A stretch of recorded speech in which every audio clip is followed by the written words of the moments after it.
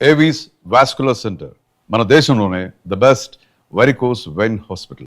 One of the fine ఈ youngsters love stories క్యారెక్టర్స్లో తరుణ్ ఒక సెన్సేషన్ ఒక టైంలో.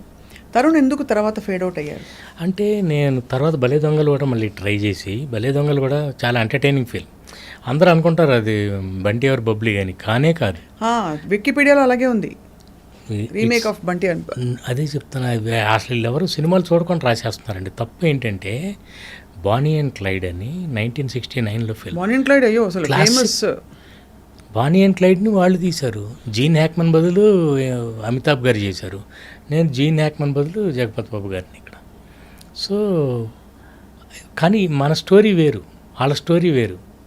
ఇక్కడ స్టోరీ అసలు చిన్నపిల్ల క్యారెక్టర్ ఉంటుంది బ్యూటిఫుల్గా. ఆ అమ్మాయికి కొంచెం ఆరోగ్యం బాగుండదు, హాస్పిటల్లో ఉంటుంది. అప్పుడు ఇలియానా అడుగుతుంది, ఆ అమ్మాయికి మనం హెల్ప్ చేద్దాం. నేను ఇంకొక కైండ్ ఆఫ్ నేరేషన్, అంటే నా డ్రామా అంతా పెట్టడం కోసం అని చేశాను. వాళ్ళది వేరు, మనది వేరు. కానీ అదేదో హిందీలో చూసి మనం తీసాం. ఓన్లీ ఐశ్వర్య రాయ్ గారి సాంగ్ లాంటిది మాత్రం దీంట్లో పెట్టాం. అలాంటిది ఐటెం సాంగ్ బాగుందని, ఐటెం సాంగ్ లాగా ఆ స్పెషల్ సాంగ్ ఉంటే బాగుంటుందని పెట్టడమే. కానీ it's a completely different script. అలా తర్వాత తరుణ్కి నేను చెప్పాను అప్పుడు కూడా, అందరు యాక్షన్ ఫిల్మ్స్ చేసి యాక్షన్ హీరోగా నువ్వు అక్కర్లా, నువ్వు చేయక్కర్లా, యూ నీడ్ నాట్. నీ ఆడియన్స్ నీకు ఉంటారు, నీ సినిమా, నీ ఐడెంటిటీ నీకు ఉంటుంది. ఇప్పటికీ పీపుల్ మిస్ హిమ్ సార్. అదే miss him. So you do your romantic films, you do నీ drama, and is a good actor also.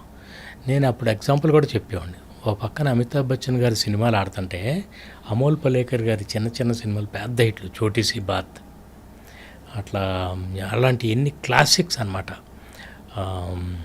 చిచ్చోర్, Amitabh గారి సినిమాలు ఎంత హిట్ ఆ రోజుల్లో, అంత క్లాసీ ఫిల్మ్స్, వాట్ మ్యూజిక్ అంత బాగుంటాయి. అందుకని ఎవరు ఇంకొకళ్ళలాంటి సినిమాలు చేయడానికి నేను అందుకే ఇంకొకళ్ళ సినిమా తీయడానికి ట్రై చేయను.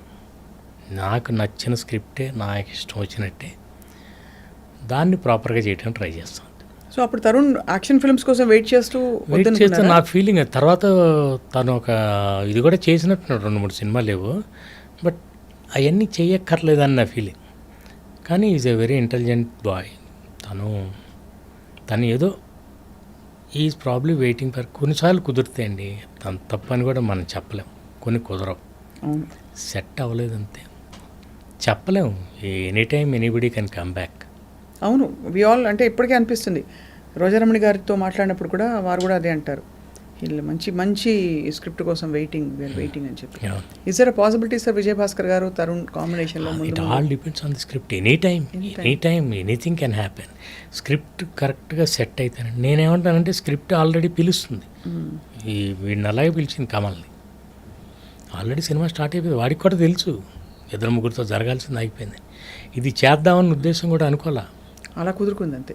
టప్మని అది అయిపోయింది జిలేబీ. మరి ఇప్పుడు స్క్రిప్ట్ రెడీగా ఉంది, అందుకని చేస్తాం.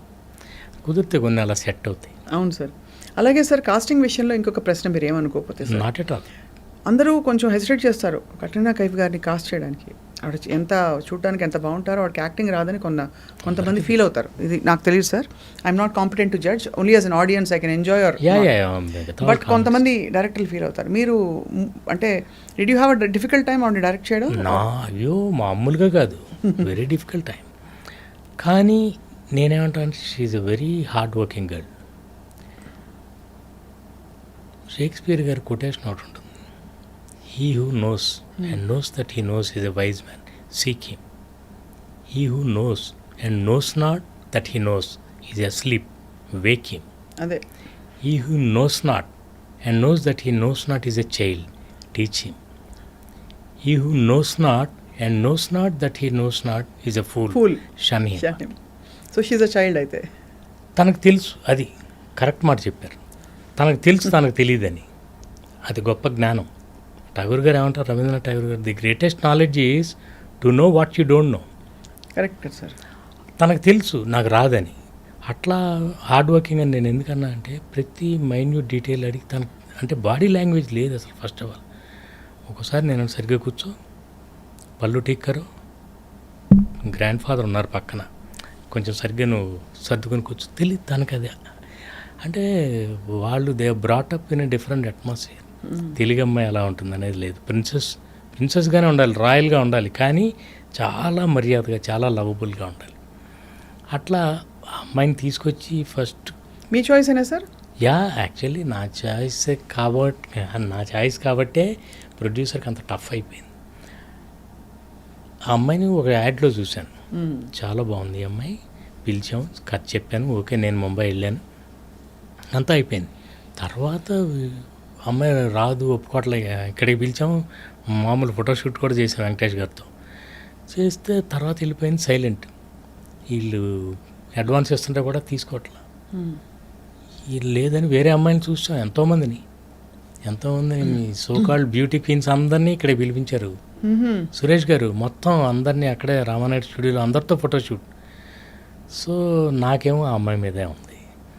వీళ్ళందరూ ఒకేసారి అక్కడ ఆల్రెడీ మనకి మంచి హిట్ హీరోయిన్లు ఉన్నారు, పేరు వద్దులేండి, వాళ్ళని పెట్టుకుందామని. బట్ నేను అన్నా వీళ్ళందరూ ఒకేసారి, కానీ మల్లీశ్వరి కాదు. మల్లీశ్వరి అంటే మన ఊహల్లో ఉన్న అమ్మాయి లాగానే ఉండాలి, ముందే చూసేసిన అమ్మాయి ఉండకూడదు. అవును. అందుకని అంటే ఆ అమ్మాయిని ఇంట్రడ్యూస్ చేయటమే అలా, రోజ్ పెటల్స్ అంతా చీకాలు. ఆ ప్రిన్సెస్ మీరు చూసారో చూడలేదు, రోమన్ హాలిడే క్లాసిక్ ఉంది, రోమన్ హాలిడే, ఆడ్రీ హెప్బర్న్. నాకు ఆ సినిమా అంటే నాకు పిచ్చి అనమాట. గ్రెగరీ పెక్ అసలు కాన్సెప్చువల్లీ ఒక common man and a princess వాళ్ళ మధ్య ప్రేమ అనే ఐడియాకి బేస్ అది రోమన్ హాలిడే. నాకు అనిపించింది it's a completely different story. నేను అందుకే ఇందాక అన్నాను, ఇన్స్పైర్ అవుతాం అంతే, కాపీ కొట్టం. సో దాన్ని తీసుకొచ్చి ఇక్కడ బ్యాంక్ ఎంప్లాయీ మామూలు అలా ఒక ప్రిన్సెస్కిను, ఎందుకంటే వెంకటేష్ గారితో మేము చేస్తాం ముందు, నువ్వు నాకు నచ్చేదంతా మంచి ఎంటర్టైనింగ్గా అంతా చేస్తాం. ఇప్పుడు ఇంకొకటి ఏదో కొత్త కథ చేయాలి. సో దాని కంటిన్యూషన్ పెళ్ళికాని ప్రసాద్ అదే క్యారెక్టర్, నువ్వు నాకు నచ్చే తర్వాత మనం ఇంకోటి ఏదో డిఫరెంట్గా చేయాలి. అందుకని ఒక ఐడియాగా ఒక ప్రిన్సెస్ ఇది ఇట్లా అనుకుని రోమన్ హాలిడే అనుకుని దాన్ని అలాంటి ఒక కాన్సెప్ట్, కథ వేరు, జస్ట్ అలా only between a common man and a princess అలా చేసుకుంటూ వెళ్ళాం. So everything depends on love story కంటే ముందు కాన్సెప్ట్, క్యారెక్టరైజేషన్ ఇంపార్టెంట్ చాలా, నా ఫీలింగ్. రైట్. క్యారెక్టర్లో ఉండాలి, కామెడీ కానీ రొమాన్స్ కానీ. ఇంతకీ ఆవిడ అడ్వాన్స్ ఎప్పుడు తీసుకుంది సార్? అది తర్వాత రావట్లా. నేను ఒకసారి అమ్మాయితో నేను మాట్లాడతానండి, one final, I just want to have one final word with her, తర్వాత వదిలేద్దాం. లేదు భాస్కర్ కుదరట్లేదు, 3 నెలలు అయిపోయింది, మరి మనం అన్నాళ్ళు వెయిట్ చేస్తాం వెంకటేష్ గారి డేట్స్. అప్పుడు చివరికి ముంబై వెళ్ళి ఒకసారి రమ్మని చెప్తే వచ్చింది తను హోటల్కి. అప్పుడు వేరే హీరోయిన్తో అగ్రిమెంట్కి ఆల్రెడీ వచ్చి వెళ్ళిపోయారు అనమాట సురేష్ గారు కూడా. ఎవరో చెప్పనన్నారు కాబట్టి సోనాలి బెంద్రే. సోనాలి బెంద్రే. ఓకే. నేనేం చెప్పానంటే, సోనాలి నాకు చాలా ఇష్టం అండి, very professional girl, very professional, very good actor, కానీ మల్లీశ్వర్ కాదు, ఎందుకంటే ముందే చూసేసాము, నేనే మన్మధుల్లో చేసేసాను, అందుకని మల్లీశ్వర్ కొత్తగా ఉంటే బాగుండదు. బట్ ఆల్రెడీ ఇక లేకపోతే అదే చాయిస్ అనుకున్నాను, తను కానీ ఒప్పుకోకపోతే. ఇప్పుడు నేను వెళ్ళి, ఏంటి కెట్రినా, వాట్స్ యువర్ ప్రాబ్లం, ఎంతో ఎక్సైట్ అయిపోయి కథ చెప్పినప్పుడు జంప్ రేటెడ్, యూ సెడ్ అబ్బా నాకు ఇలాంటి క్యారెక్టర్ ఇస్తున్నారా, చాలా సంతోషం, యూ ఆర్ సో ఎక్సైటెడ్, మరి ఏమైంది, వాట్స్ ఆల్ దిస్, నీకు ఏమన్నా పేమెంట్ గురించి ఏమన్నా ప్రాబ్లమా, should I talk to Suresh గారు? లేదు, not payment, nothing. Then tell me, ఎందుకు ఆగుతున్నావు అంటే, ఐఎమ్ స్కేర్డ్ అని. వై ఆర్ స్కేర్డ్ అంటే, I don't know the language అంది. Okay, you know Hindi and no అంది. Then it's one and the same, you don't know Hindi, you don't know Telugu, అంతే కదా. Anyway that's my problem, అదే మనం చూద్దాం, 2 రోజులు నీకు నచ్చకపోతే వదిలేద్దాం. అప్పుడు okay, I'm in 2 minds, let's అంటే రెండు డ్రెస్సులు తెప్పించి 2 days, 2 డ్రెస్సులు తీసుకుని వైజాగ్లో ఫస్ట్ షెడ్యూల్, ఫస్ట్ రెస్టారెంట్లో scene, what are my lines today అంది, నో లైన్స్. ఆ బుక్ చదువుతూ ఓన్లీ ఎక్స్ప్రెషన్లు. వెంకటేష్ గారు చెప్తుంటారు, నువ్వు నన్ను చేసుకున్నావు అనుకో, నీకు రోజు 3 మల్లెపూలు, వారానికి ఒకసారి సినిమా, నెలకోసారి, సంవత్సరానికి ఒకసారి ఊటీ, ఇవన్నీ చెప్తుంటాడు. ఈ అమ్మాయి ప్రిన్సెస్, ఆ అమ్మాయికి ఈయనన్ని పర్క్స్ చెప్తుంటే ఆ అమ్మాయి చిన్న ఎక్స్ప్రెషన్లు, ఇలా బుక్ చదువుకుని చూడాలి ఇంతే.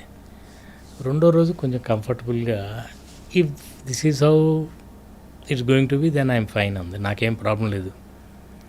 అలాంటి అమ్మాయి చివరికి వెళ్ళేసరికి క్లైమాక్స్ 3 పేజీల డైలాగ్స్ అవి మొత్తం నేర్చుకుని అప్పుడు నన్ను అందే, you have cheated me sir, you told me you need not by heart all those lines, నేను మేనేజ్ చేస్తానని చెప్పారు. ఫస్ట్ అంతా అలాగే చేశారు, ఫస్ట్ చిన్న చిన్న సీన్లు, డైలాగ్ లేని సీన్లు. ఇప్పుడు 3 పేజీలు ఇచ్చి నన్ను నేర్చుకోమంటున్నా. నన్ను నీకే పేరు వస్తుంది, నువ్వు చెప్పకపోతే నీ తల వెనకాల కెమెరా పెట్టి తీసేస్తా, నాకు పేరు వస్తుంది అంటే అమ్మమ్మ వద్దొద్దు, నాకు పేరు రాపోయిన పర్లేదు మీకు రాకూడదు అని వెళ్ళింది. అలా సరదా సరదా డబ్బింగ్ తనే చెప్పున్నా సార్, డబ్బింగ్ సునీత గారు డబ్బింగ్ తను ఎక్కడ చెప్తుందండి, అదే, అంటే తను అసలు